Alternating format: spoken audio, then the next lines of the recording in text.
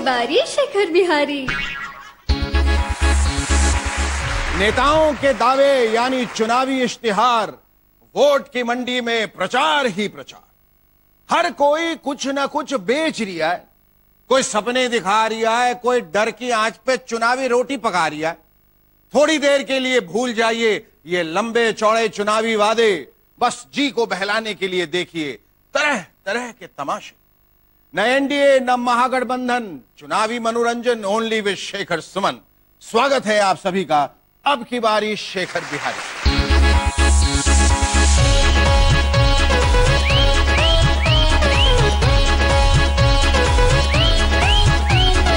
अब की बारी शेखर बिहारी। एक अरसा हो गया चुनावी नौटंकी देखते देखते, लेकिन बिहार का चुनाव तो सबका बाप निकला। इस जोश के आगे तो भैया 2014 का लोकसभा चुनाव रबड़ का सांप निकला। फीका निकला। महास्वार्थ बंधन में कौन कौन है, लेकिन वो रिमोट कंट्रोल से बिहार को चलाना चाहते हैं। पूरी तरह नमोमय है बिहार विधानसभा का चुनाव। नरेंद्र मोदी के 30 से ज्यादा चुनावी कार्यक्रम पक्के हैं। इतना ही नहीं, मोदी जी ने राज्य बीजेपी से कहा है अगर जरूरत हुई तो मैं इससे ज्यादा वक्त भी बिहार के लिए दूंगा। मोदी जी का जोश देखकर बिहार बीजेपी के कार्यकर्ता एकदम पगला गए। वो भूल गए उनके पास पहले से एक और मोदी है। लोग एक दूसरे से पूछ रहे भैया कोई ऐसा तरीका नहीं है जिससे कि नरेंद्र मोदी प्रधानमंत्री रहते रहते बिहार के मुख्यमंत्री भी बन जाए? हाँ, काहे नहीं, लोकतंत्र में भैया सब कुछ संभव है। देखो बीजेपी सेंट्रल में बहुमत में है, हो जाएगा संविधान संशोधन और मोदी जी देश के साथ साथ बिहार संभाल के उसको भी चमका देंगे। समझे ना देवकी नंदन? बीजेपी वालों का ये जोश समझा जा सकता है। उन्हें बिहार में पहली बार मुख्यमंत्री की कुर्सी करीब जो दिखाई दे रही है, लेकिन कांग्रेस का जोश हर किसी की समझ से परे है। हम भी हैं जोश में, बातें कर होश में, यूं ना आंखें दिखा। कांग्रेस पार्टी ने बिहार के लिए स्टार प्रचारकों की जो लिस्ट बनाई है, उसमें सोनिया गांधी और राहुल गांधी के बाद सरदार मनमोहन सिंह तीसरे नंबर पर। हाँ जी, सही सुना आप। अगर सब कुछ तय कार्यक्रम के हिसाब से हुआ तो मनमोहन सिंह जी बिहार की रैलियों में गरजते नजर आए। इसे कहते हैं कांग्रेस का हाथ एनडीए के साथ। सोनिया जी ने भी पटना के गांधी मैदान से जहर की खेती करने वालों को ललकार कर जोशीली शुरुआत की थी, लेकिन उसके बाद कुछ ऐसा हुआ कि सोनिया जी का मूड ही खराब हो गया। उन्होंने कह दिया मैं लालू जी के साथ स्टेज शेयर नहीं करूंगी।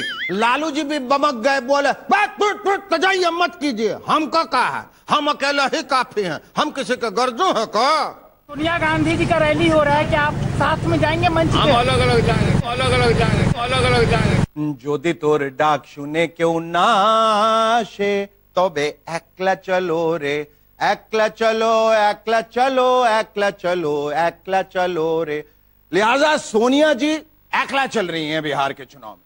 गठबंधन लालू और नीतीश के साथ है, लेकिन प्रचार कर रही हैं सिर्फ कांग्रेस के लिए।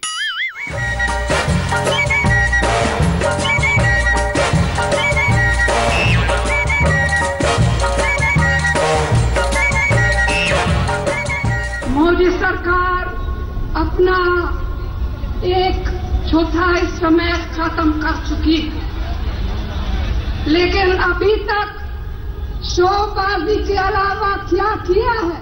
कांग्रेस के स्टार प्रचारक राहुल गांधी की कहानी थोड़ी सी अलग है। चुनाव की तारीखों का ऐलान होते ही राहुल जी पहुंच गए बिहार। पटना एयरपोर्ट में मुख्यमंत्री नीतीश कुमार ने उन्हें रिसीव किया और जेडीयू समर्थकों ने उनके सम्मान में एक फड़कता हुआ गाना पेश किया। मैं से मीना से न साकी से न पैमाने से दिल दहलता है मेरा आपके आ जाने से, आपके आ जाने से, आपके आ जाने से। गाना सुन के राहुल जी मंद मंद मुस्कुराए और बोले, सो नाइस ऑफ यू। लेकिन तभी नीतीश कुमार ने राहुल जी को किनारे ले जाके समझाया, सुनिए इधर आइए, अरे आपके स्टार वैल्यू के आगे चंपारण की रैली में हमको कौन पूछेगा, आप अकेले ही काफी, बुझिए ना, हमको छोड़ दीजिए। कहां हम बिहार के मुख्यमंत्री और कहां आप कांग्रेस के PM in waiting. Rahul ji ने कहा, मतलब क्या, मतलब क्या आपका, व्हाट हैपेंड? अरे छोड़िए ना, जाने दीजिए इस बात को, हम बाद में कभी आते हैं। इस तरह नीतीश कुमार ने जान छुड़ा के पतली गली पकड़ ली। राहुल भैया को भी ऐसा सदमा लगा कि वो चंपारण से डायरेक्ट फ्लाइट पकड़ के अमेरिका पहुंच। करीब 10 दिन बाद राहुल जी जब बिहार लौटे तो देखा, आए हो दादा, नजारा तो पूरी तरह बदल चुका है। लालू की भैंसिया का मुकाबला करने के लिए अमित शाह गैया पे सवार हो चुके हैं और निशाना अब राहुल भैया की तरफ भी है। राहुल जी को, कांग्रेस और जदयू के नेताओं को क्यों जबान चुप हो गई है? बिहार की जनता को बताइए, आप लालू प्रसाद के ये बयान के साथ सहमत है या नहीं है? राहुल गांधी पर बीजेपी का निशाना, सोनिया गांधी का प्रधानमंत्री मोदी पर हमला, आखिर क्या है ये सब? ये बिहार विधानसभा का चुनाव है या लोकसभा का? बिहार के चुनावी माहौल पर बात करने के लिए हमारे साथ हैं इस वक्त दो बेहद खास मेहमान, कांग्रेस पार्टी की अध्यक्षा श्रीमती सोनिया गांधी और पार्टी के जाबाज लीडर राहुल गांधी। स्वागत है आप दोनों का। बहुत शुक्रिया कि आप दोनों आए यहां पर। हमने कई और नेताओं को बुलाने की कोशिश की, लेकिन हमारे शो में कोई आता ही नहीं। शुक्रिया, हमें भी आजकल कोई नहीं बुलाता।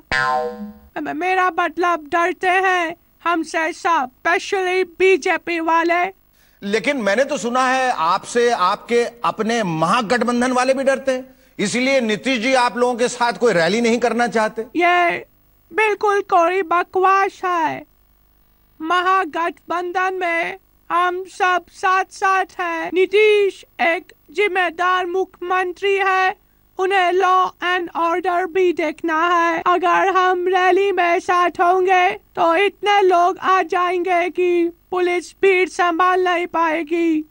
हाँ ये तो है। अच्छा राहुल जी ये बताइए, अमित शाह ने गाय प्रकरण में आपको भी लपेट लिया है, लालू यादव के बयान पर आपसे अपना स्टैंड साफ करने को कहा है, क्या कहेंगे आप Rahul ji? Why these guys talk about guy all the time? असल में ये हमारा मुद्दा है, बीजेपी वालों ने जबरदस्ती हाईजैक किया है। राहुल बाबा ठीक कह रहा है, गाय और बछड़ा पहले कांग्रेस पार्टी का चुनाव चिन्ह था। इंदिरा जी के समय में इंदिरा जी की हर विरासत पर पहला अधिकार हमारा है। बीजेपी वालों को ये मुद्दा उठाने से पहले हमसे पूछना चाहिए था। सोनिया जी, बीजेपी वाले आपको तो कोई इंपॉर्टेंस ही नहीं दे रहे हैं। आप लोग नरेंद्र मोदी पर लगातार हमले कर रहे हैं, लेकिन नरेंद्र मोदी आपके बदले लालू और नीतीश जी की बात कर रहे हैं। हमारे लिए व्यक्ति से ज्यादा महत्वपूर्ण मुद्दा है। नीतीश जी और लालू जी हमें ही तो रिप्रेजेंट कर रहे हैं। हम टीम भावना में भरोसा करते हैं और बीजेपी वाले व्यक्तिवाद, संप्रदायवाद और परिवारवाद में। हाँ, ये मैं भी मानता हूं कि कांग्रेस शुरू से परिवारवाद के खिलाफ रही है। लेकिन राहुल जी, आप अचानक इतने गुस्से में क्यों लग रहे हैं? आपको गुस्सा नहीं आता? देश के हालात देखकर सुषमा जी और वसुंधरा जी ने अब तक इस्तीफा नहीं दिया। दाल 200 रुपए किलो हो गई। T20 में भारत साउथ अफ्रीका से बुरी तरह हार गया, फिर आपको गुस्सा नहीं आता? मैं फाड़ता हूँ एनडीए का बिहार विजन डॉक्यूमेंट। विजन तो है नहीं इन लोगों के पास, न जाने क्यों डॉक्यूमेंट बना लेते हैं। अब हमें चलना चाहिए। बिहार पर कांग्रेस वर्किंग कमेटी की मीटिंग है, हमें जाना होगा। एक्सक्यूज अस। सुनिए सोनिया जी, राहुल जी, लो अचानक चल दिए। कोई बात नहीं, आप दोनों का बहुत बहुत धन्यवाद। वक्त मिला तो फिर आइएगा, आते रहिएगा। प्रणाम।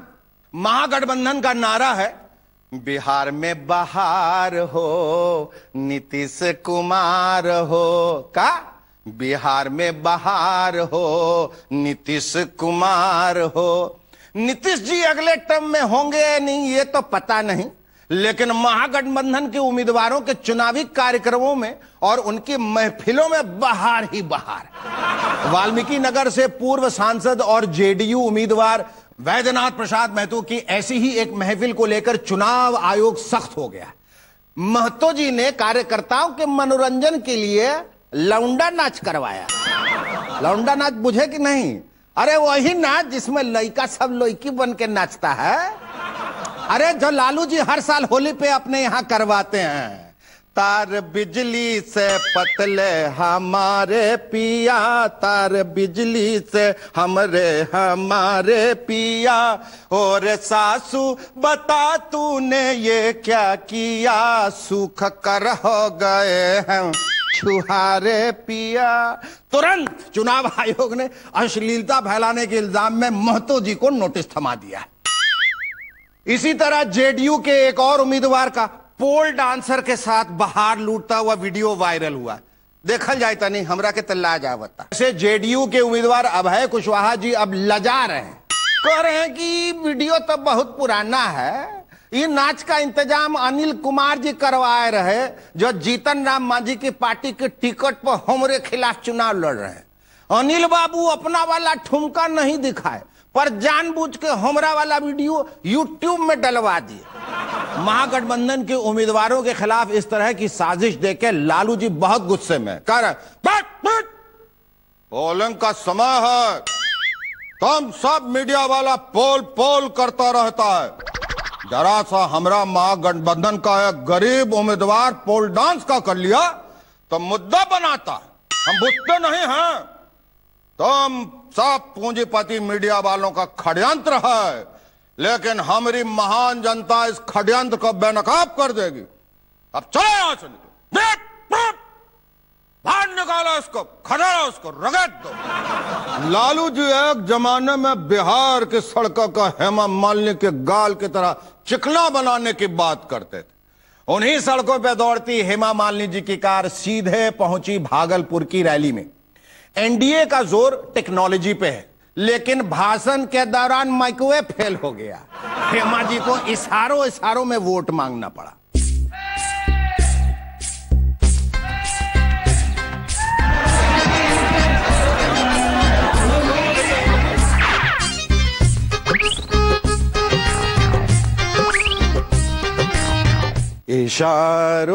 इशारों में वोट लेने वाले, बताइए हुनर तूने सीखा कहां से।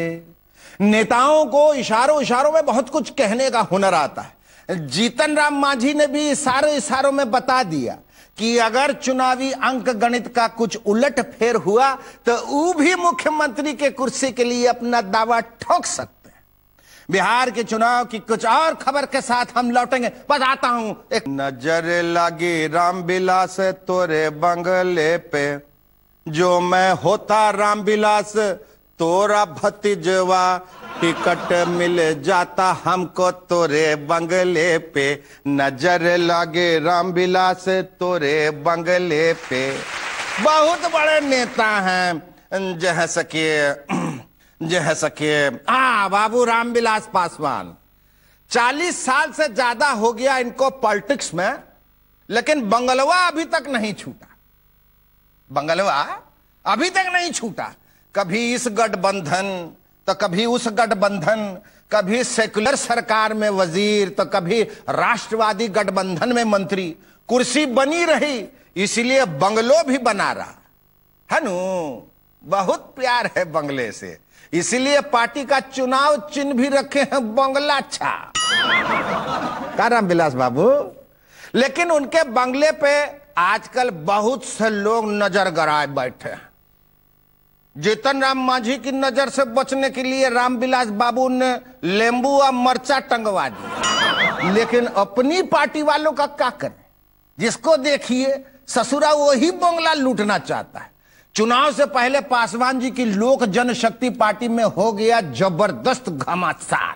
बहुत कुछ अच्छा नहीं चल रहा है और हमको अभी बहुत ज्यादा मतलब भी जो है पार्टी का जो क्रियाकलाप है उन सब चीजों से अभी हम नहीं रख रहे। लोक जनशक्ति के बागियों का इल्जाम है कि रामविलास बाबू भाई भतीजा सबको चुन चुन के टिकट दे रहे हैं, दूर दराज के रिश्तेदारों को भी दे रहे हैं, लेकिन पार्टी के पुराने कार्यकर्ताओं की अनदेखी कर रहे हैं। का रामविलास बाबू काहे कर रहे हैं आप ऐसा? बेटा भाई भतीजा सबको टिकट दे दिए, दामाद जी को भी दे देते तक क्या हो जाए? देखिए तो कैसे भोकार पार पार के रो रहे हैं आपके प्रिय दामाद अनिल कुमार साधु। मैं